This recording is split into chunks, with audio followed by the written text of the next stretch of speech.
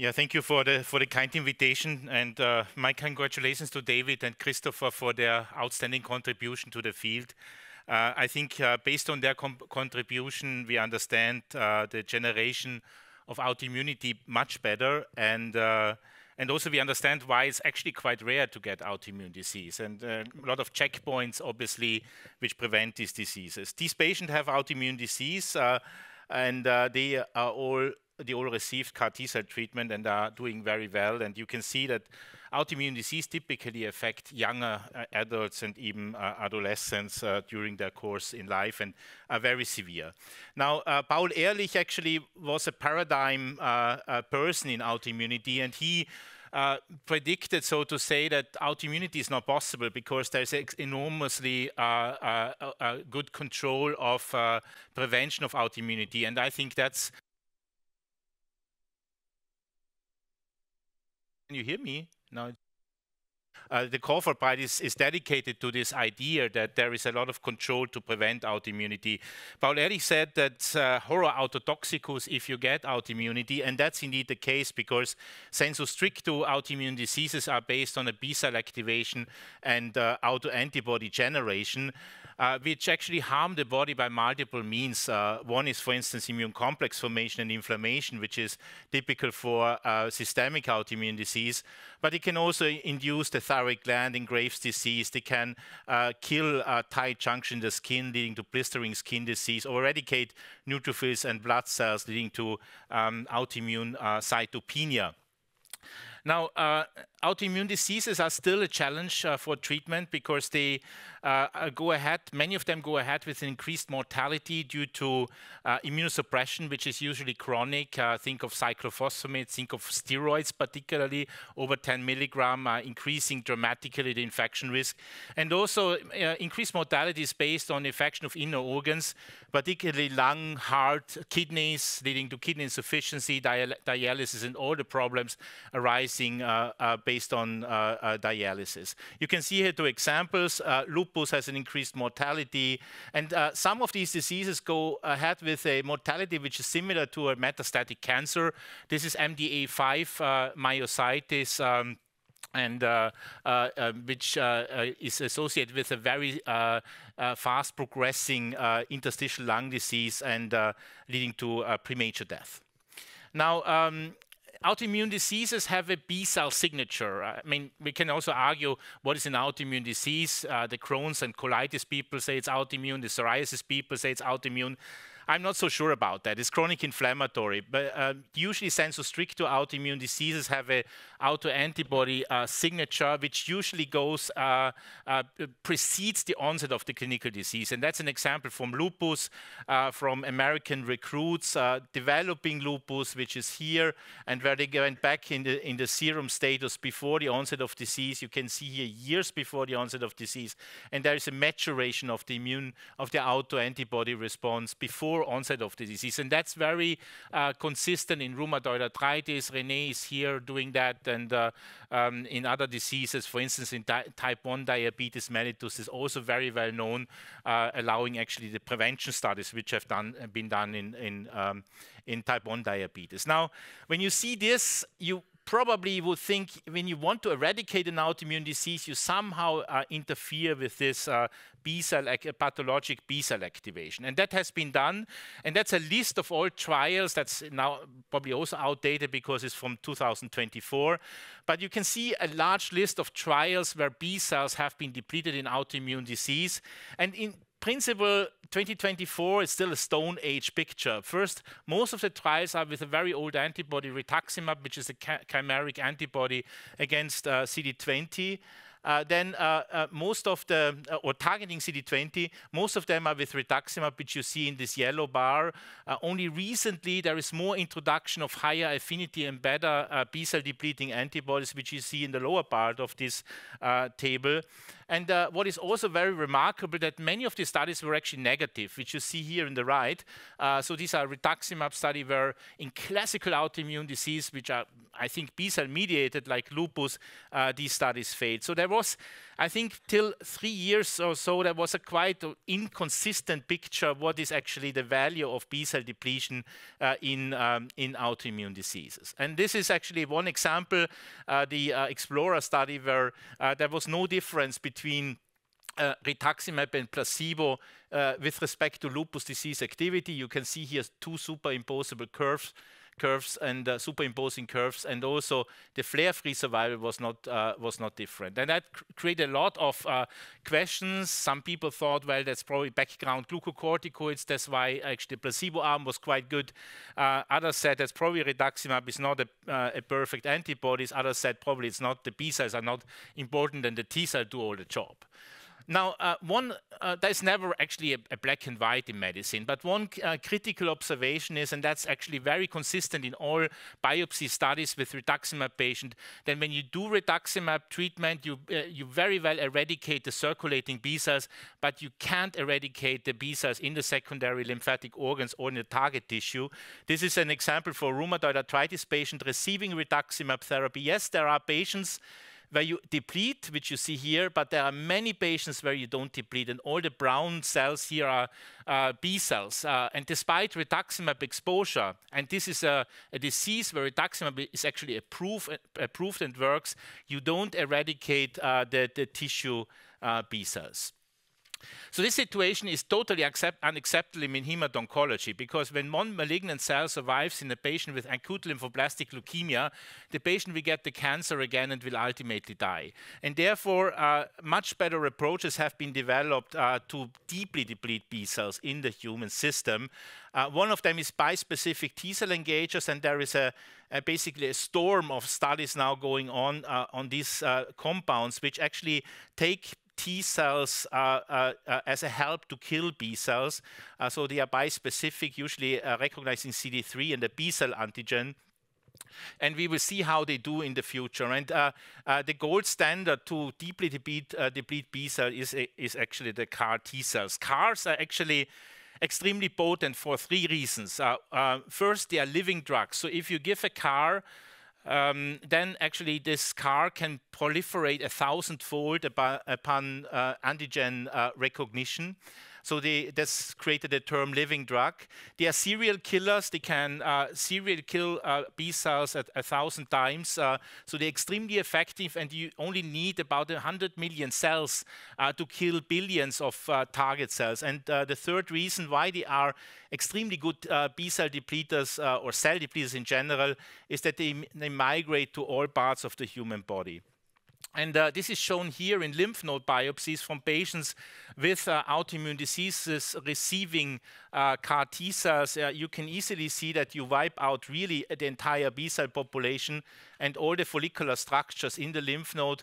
You can see that rituximab is actually very inefficient to do this. And you can see that even with higher affinity antibodies like obinutuzumab, or T-cell engagers, in this case blinatumomab, which is a CD3 engager, you still see some B cells left. So it's not so easy at the moment to eradicate tissue B cells with a protein-based B cell depleter, and it's very consistent in CAR T-cell treated patients. So this actually allows potentially to have a visionary concept that you probably can leave the traditional scenario, which is actually a very autoimmune doctor-specific scenario, that you always have the disease, you have to treat forever, and you have to suppress the immune system for the entire life, which is not the case in cancer, which is not the case in infection, which is not the case in surgery. If you have appendicitis, you cut it out and you are healthy. So actually what you want as a doctor, you want to cure the patient, and cure means that there is true absence disease and not suppression of a disease. And there is no treatment going on. So basically, you instigate a short course of treatment, then disease activity goes down, but you don't need the treatment again. Of course, that's visionary, but we have to have a vision to advance medicine in the future. And this vision actually became true for Emily Whitehead, who was the first patient, or one of the first patients treated with CAR T-cell in the world with acute lymphoblastic leukemia. She's more than 10 years cancer-free and a healthy young woman and doesn't need a therapy. And Wu Ti Tu Tao was the first patient receiving CAR T-cell therapy for lupus. She's now 4 years completely disease-free without any drug, even no steroids, which is, I think, at least telling you that this can work in some patients. Don't say that it's in all patients, but in some patients it might work. So now, when you look at the first patient, this is an old picture with 1,000 days follow-up and 3 years healthy. She's now 4 years healthy. She has no treatment, no signs of autoimmunity, and lives a completely normal life. You can see here this 1,500 days follow-up, and you can see that the CAR T-cell presence is extremely short. It's only about 6 weeks that you find circulating CAR T-cell, which is very different from cancer. You can also see that the B cells come back in a naive fashion rather fast after 100 days. It's actually shorter than with a rituximab-based B cell depletion. And lupus activity is completely zero. And also what is very interesting, that despite the recurrence of the B cells, the double-stranded DNA antibody didn't come back. And this is just a dynamic picture of CAR T-cell expansion and B-cell recurrence in the recent CASTLE study we have now finished with 24 patients with autoimmune diseases, lupus, scleroderma, and myositis. You can see here this very strict expansion of CAR T-cells around 10 days and the involution of the CAR T-cell compartment very consistent within the first 6 weeks, I would say. And you can also see here that after the involution of the CAR T-cell compartment, the B-cells come back, and that's very consistent, which is very important for the long-term safety of this approach, because when you stay without B-cells for the entire life, you would pay with hypogammaglobulinemia, impaired vaccination, and infection responses. Now, what is very appealing, and we have heard this in the last lecture already, that the depth of the response. And here is an example for a lupus patient, very severe nephritis you see with the edema and a rash in the sun-exposed areas of the skin. And this is her after CAR T-cell treatment. She's a young mother with has a 1-year-old son or 6-month-old son, and despite all this, she came and did the treatment, and she's now completely healthy since 3 years. And you can see here the first 8 lupus patients here, abrogation of activity, double-stranded DNA negative, C3 normalization, and abrogation of proteinuria. So very deep responses in these patients. Similar results in myositis with involution of the CK level associated with a clearance of myositis, which you see here, very extensive myositis, and also what is very important, the normalization or at least substantial downregulation of the pathologic fibroblast activation in the lungs. This is a FAP PET, and you can see here the fibroblast activation in vivo in humans, and you can see a very dramatic downregulation of this very dramatic and problematic clinical picture in these patients. And finally, also in systemic sclerosis, and I think this complements very much the picture Dr. Xu has already shown, that you have a deep tissue remodeling after CAR T-cell therapy, and this is indicated here, for instance, by the fact that the papillary structure of the skin, which is a normal structure we all have, you can see here the papillary structure, which is very much based on the microvascular structure of the skin, is actually reappearing here after 12 months in serious skin biopsies after CAR T-cell therapy, and is completely abrogated in an advanced stage of systemic sclerosis. So there is at least hope for some architectural changes in these patients. Probably not 100%, of course, but at least some architectural changes seem to happen after this very deep intervention. Now, I always compare this effect with a so-called deep narrow valley. That's because probably I come from Tyrol, where there are a lot of deep narrow valleys. I'm born in one of them, so basically it inspired me for thinking that. So basically what happens in And this is indicating here the B cell number in the body. And at one point in time, you probably actually completely eradicate the B cell compartment in the body. And then you reconstitute this B cell compartment by CD19 negative bone marrow precursors, or basically hematopoietic precursors, which escape, of course, CD19 CAR T cell therapy because they don't have a CD19 expression.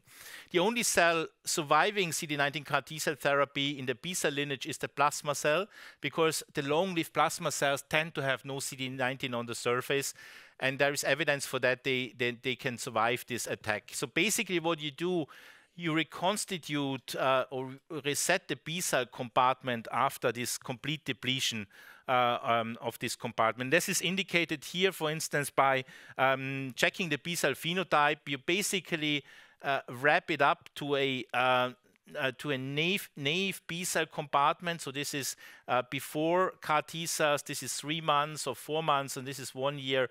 And you can see that you end up with a very naive B cell compartment, and the memory compartment goes down substantially. This is a split axis here, and you can see there's little recovery after 1 year, meaning that actually it takes time till you get up, you build up your memory compartment. And this is also indicated by the heavy chains, which are then showing a non-class switch phenotype with IgM and IgD after CAR T cell therapy. Now, I have told you that this is a deep effect in the tissue, and I showed you that actually you clear lymph nodes from B cells after CAR T cell therapy. I think this is a pretty important piece, and this is not only affecting B cells. Of course, the B cells have essential signals or interactions with follicular dendritic cells, and you can see that here, that the FDC compartment, which is here before CAR T cell therapy, is completely abrogated, so you lose follicular structure, but you don't lose that with rituximab treatment. You lose the T follicular helpers, which you see in the middle here, and you lose the proliferation in the germinal center. And this is, I think this tells you that probably CAR T cell therapy is not only taking away autoantibodies, is actually also affecting massively the antigen presentation by B cells, which actually then affects apparently also the T cell compartment. You see it here with the T follicular helper cells. And when you sequence T cells in the periphery, you can see that their functional state is dramatically changed. So that this is the downregulated genes, and this is the type 1 interferon genes. So basically, you have an indirect affection of the T cell compartment, and that probably is important for reaching that deep remission state, because I don't think that lupus is an exclusive disease of the B cell. It's always a composite action of T cells and B cells, and I think that at least contributes to the stable drug-free remission one observes after CAR T cell therapy. Now, having said that, that's a no-brainer slide for the B cell people among you. But what we do actually in the T cell lineage with CD19, in contrast to CD20, we also affect the pro-B cells, which are CD19 positive and CD20 negative. We affect the plasma blasts directly, which are usually CD20 negative but CD19 positive, but we spare these long-lived plasma cells in the marrow. And I think that is, like you have heard before, the reason why you keep actually vaccination-related antibodies rather stable.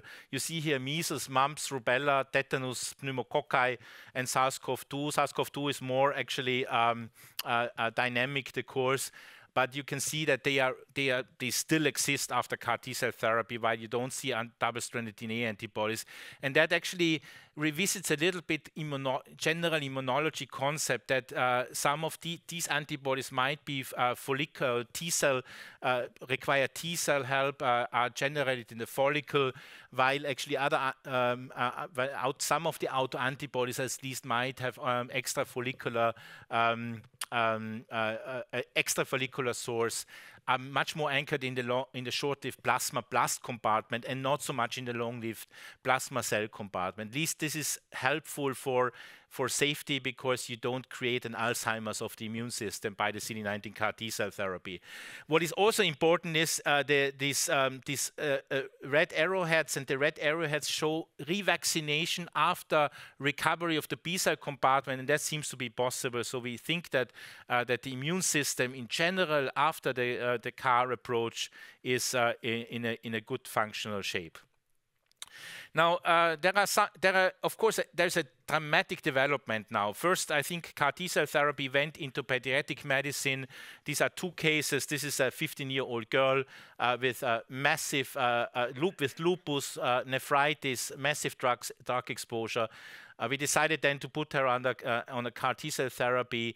She actually failed. The kidneys failed during the production. You can see the creatinine rise. She had to be under hemodialysis for this time. She got the CAR T-cells and had a complete recovery of the kidney. She's now actually with a really normal kidney function. This is actually a follow-up of about 6 months, so now it's more than a year. And you can see lupus activity went away. And this is data from Italy, from Rome, with Franco Locatelli, showing actually a clearance of IgG deposits and C3 deposits in serial kidney biopsy in another 15-year-old girl with lupus. So a dramatic effect on pediatric disease, which is really important, because these kids actually have a life with autoimmune disease in front of them, and if you can intervene, this is really important. And now the first study, or maybe in China there are studies, I don't know, in pediatric, but there is a study in Seattle on pediatric autoimmune disease going on now with CAR T cells. Neuroimmune disease are a very important indication. This is myasthenia gravis, and you can see here the first case with myasthenia gravis, with a patient, young lady with multiple myasthenic crisis, which needed intubation and intensive care. And after CAR T-cell therapy, actually her function improved massively, and also her overall disease activity score declined. And there are several studies now going on in myasthenia gravis. And we have already heard about the dramatic developments in allogeneic CAR T-cell therapy, which I think is a very good approach, because you don't need the sustained presence of the cells, as you have seen, which is a downside of allogeneic, but in autoimmune disease you don't need it, and there are really dramatic effects which support that concept in myositis, systemic sclerosis, and now also in lupus.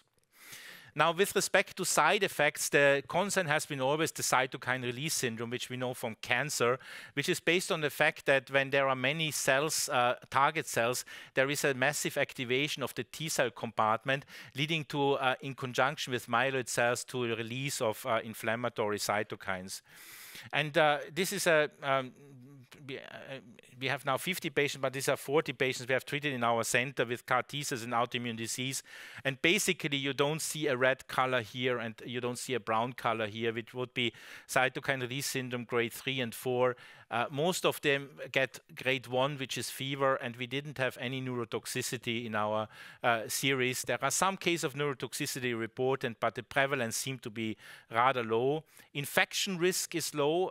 That's, I think, based on the fact that you don't have glucocorticoids anymore, you don't have immunosuppression anymore, and you have a reconstitution of the B-cell compartment within a rather short time frame, which actually provides you a quite relaxed situation with respect to infection. There are some specific autoimmune features, which is just recently published 2 days ago, where we actually checked the course of patients with autoimmune disease after CAR T-cell therapy, and we call that syndrome LICATS, local immune effector cell-associated toxicity syndrome. Here is the skin in a patient with lupus. So LICATS actually revisits the organs affected in a patient. So if it's lupus, it's mostly the skin or the kidneys. If it's myositis, it's mostly the muscles, of course, which you see here. And it's actually self-limited, mild, and organ-specific. And it should not be confounded with recurrence of disease, because it goes away. And we think based on the fact that is at the time where the cells go into the tissue, we think it's a cleansing effect in the target organs where B cells are killed, and that creates to a time-limited inflammatory reaction. Now, at the end, the last 3 minutes, I wanted to say that actually some places where you are quite uncomfortable in clinical studies to go in autoimmune diseases, in systemic autoimmune diseases, is central nervous system involvement.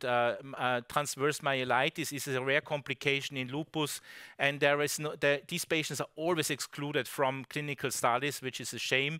And actually, this is a case which touched us very much, because it's a 20-year-old man who was completely bedridden and had a severe transverse myelitis. You can see here a massive inflammation in the spinal cord, but also in the brain. He was completely bedridden despite multiple treatments, rituximab, cyclophosphamide, plasmapheresis. You can see here in a second the Babinski sign, which is clearly showing central nervous system involvement, which is obviously seen by the MRI. This is the positive Babinski sign. And we treated him under dexamethasone prophylaxis with CAR T cells, and that's his state after 4 weeks. And he could sit up from the lying position and had a substantially improved motoric capacity in the lower extremities. There was a clearance of brain lesions here and an improvement of the spinal cord lesion, although there is residual damage, I would say. But what is also important that he lost actually the B cells in the cerebrospinal fluid. They were still there, and he were completely abrogated by the CAR T cells. And after 3 weeks of rehabilitation, he could walk. We think that actually a lot of this state was based on an intractable inflammation in the brain. So basically, CAR T cells have no problem with the blood-brain barrier. They just go there wherever B cells, they wipe them out. And I think that's a new possibility to treat such severe cases. So that's my last slide. I think that's a very nice cooperation between different disciplines in medicine, hemato-oncology, rheumatology, immunology, gastroenterology also recently, and nephrology. And what is very appealing is that there is a growing family of patients, which I think are not anymore patients. So that we usually have it's imprinted in our mind that we always say these are always our patient forever, but these are not anymore patient if they have no disease anymore. And we should be aware of this. We should control them and check them. But I think there is a redefinition of the patient term, I think, in the future. If these patients stay healthy, at least some of them will do. I'm pretty sure about that. Thank you for your attention.